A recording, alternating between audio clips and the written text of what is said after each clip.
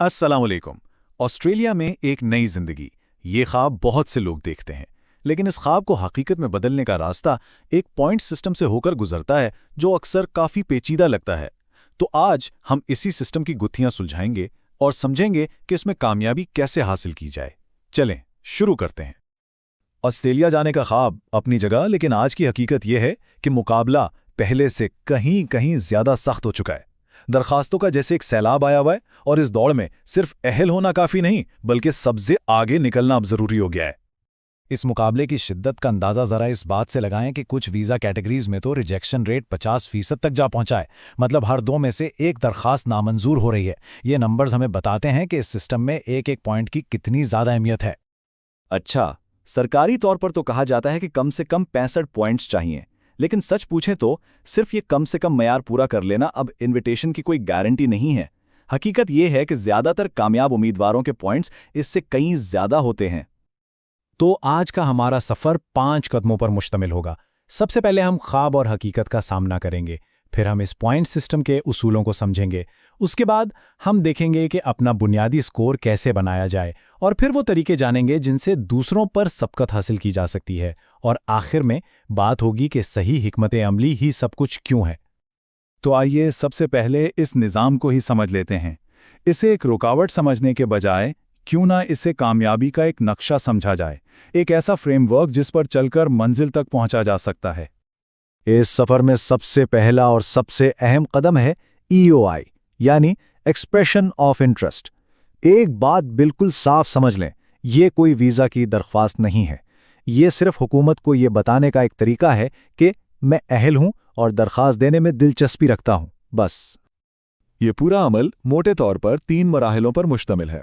पहला, अपने पॉइंट्स का हिसाब लगाना। दूसरा, स्किल सिलेक्ट नामी ऑनलाइन सिस्टम के जरिए अपनी EOI जमा करवाना। और तीसरा और सबसे मुश्किल, दरख्वास्त देने के लिए दावतनामे का इंतजार करना। अच्छा जी, तो अब आते हैं असल बात पर कि ये बुनियादी स्कोर बनता कैसे है। ये समझें कि ये वो सुतून हैं जिन पर आपकी पूरी दरखास्त की इमारत खड़ी होती है। इनमें शामिल हैं उम्र, अंग्रेजी ज़बान की महारत, काम का तजुर्बा और तालीम। उम्र एक बहुत ही अहम फैक्टर है। जैसा कि यहाँ नजर आ रहा है, 25 से 32 साल की उम्र के लोगों को सबसे ज्यादा यानी पूरे 30 पॉइंट्स मिलते हैं। ये गोल्डन ब्रैकेट है। 40 के बाद पॉइंट्स तेजी से कम होते हैं और 45 पर तो 0 हो जाते हैं। तो सही वक्त पर अप्लाई करना बहुत जरूरी है। अब जरा यहां देखें, अंग्रेजी जबान की महारत में एक छोटा सा फर्क पॉइंट्स में कितना बड़ा इजाफा कर सकता है। प्रोफेशन इंग्लिश पर 10 पॉइंट्स मिलते हैं, लेकिन अगर सुपीरियर इंग्लिश का स्कोर आ जाए तो सीधा 20 पॉइंट्स। ये जो इजाफी 10 पॉइंट्स है ना, ये गेम चेंजर्स साबित हो सकते हैं। और अच्छी खबर यह है कि सिर्फ IELTS तक महदूद रहने की जरूरत नहीं। ऑस्ट्रेलियाई हुकूमत PTE, TOEFL और दूसरे टेस्ट्स को भी मानती है। इसका मतलब यह है कि जो टेस्ट अपनी सलाहियतों के मुताबिक सबसे बेहतर लगे उसे मुंतखब किया जा सकता है ताकि ज्यादा से ज्यादा स्कोर आ सके। काम का तजुर्बा भी बहुत अहम है। ऑस्ट्रेलिया से बाहर के तजुर्बे पर ज़्यादा से ज़्यादा 15 पॉइंट्स मिल सकते हैं, जबकि अगर ऑस्ट्रेलिया के अंदर काम का तजुर्बा हो तो 20 पॉइंट्स तक मिल सकते हैं। इससे साफ जाहिर है कि मकामी तजुर्बे को कितनी अहमियत दी जाती है। लेकिन ठहरें, यहाँ एक बहुत ही अहम नुक्ता है। हर किस्म का काम का तजुर्बा शुमार नहीं होता। पॉइंट्स सिर्फ आपके नामजद करदा पेशे जैसे अकाउंटेंट या इंजीनियर या उससे बहुत मिलती जुलती फील्ड में किए गए स्किल्ड काम के मिलते हैं। इसलिए डॉक्यूमेंटेशन का बिल्कुल ठीक और मुकम्मल होना बेहद ज़रूरी है। तालीम भी आपके स्कोर में अच्छा खासा इजाफा करती है। PhD के सबसे ज़्यादा 20 पॉइंट्स, बैचलर या मास्टर्स के 15 और डिप्लोमा के 10 पॉइंट्स मिलते हैं। हाँ, अगर डिग्री ऑस्ट्रेलिया से बाहर की है तो उसे ऑस्ट्रेलियावी मेयार के बराबर तस्लीम करवाना लाजमी है। और ये रहा एक और बोनस। अगर किसी ने ऑस्ट्रेलिया में कम से कम 2 साल की तालीम मुकम्मल की है तो ऑस्ट्रेलियन स्टडी रिक्वायरमेंट के तहत मजीद 5 कीमती पॉइंट्स मिलते हैं। ये एक बहुत बड़ा फायदा हो सकता है। चलें, बुनियादी स्कोर तो बन गया। अब बात करते हैं उन इजाफी तरीकों की जिनसे अपनी दरखास्त को भीड़ से अलग और नुमाया बनाया जा सकता है। ये हैं वो स्ट्रैटेजिक बूस्टर्स जो मुकाबले में आगे ले जा सकते हैं।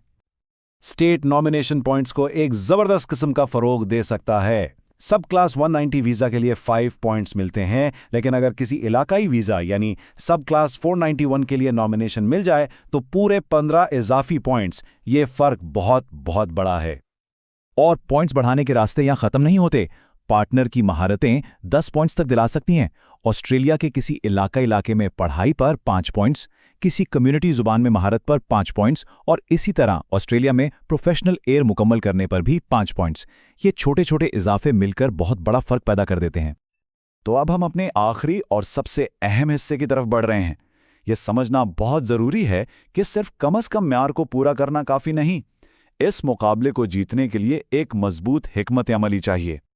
यहाँ 2 मुख्तलिफ ज़हनियतें हैं। पहली, बस जैसे तैसे 65 पॉइंट्स पूरे करो और फिर इंतज़ार करो। दूसरी, हर मुमकिन तरीके से ज़्यादा पॉइंट्स हासिल करने के लिए मुस्तकिल कोशिश करो और अपनी दरख्वास्त को बेहतर बनाते रहो। अब फैसला खुद करना है कि कामयाबी का इम्कान किस रास्ते पर ज़्यादा है।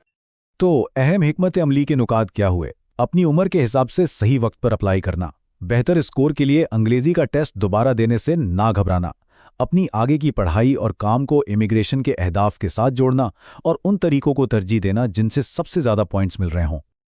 आखिर में ये एक सवाल है जो हर उम्मीदवार को खुद से पूछना चाहिए। क्या ये दरख्वास्त सिर्फ क्वालिफाई करने के लिए बनाई गई है या ये जीतने के लिए बनाई गई है? इस सिस्टम में कामयाबी का सारा इन्हिसार इसी सोच पर है।